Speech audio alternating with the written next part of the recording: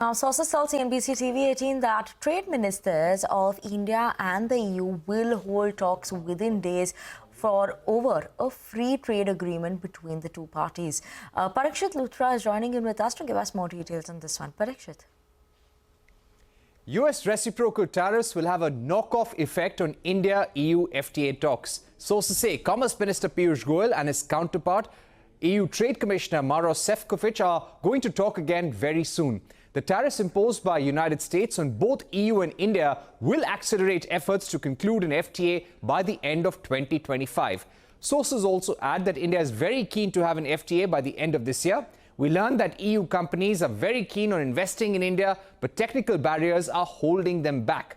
The European Union is also following India-US trade talks very closely, especially on agriculture and dairy.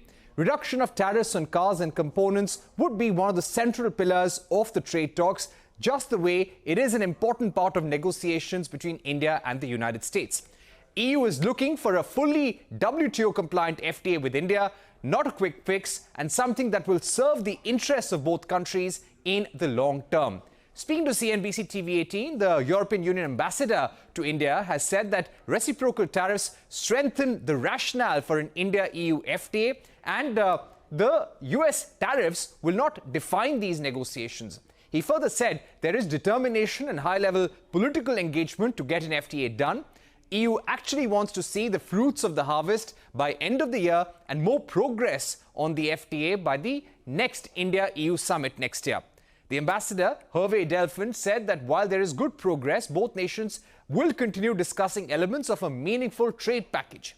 The European Union is looking to significantly scale up cooperation in clean tech, semiconductors, defense and security with India.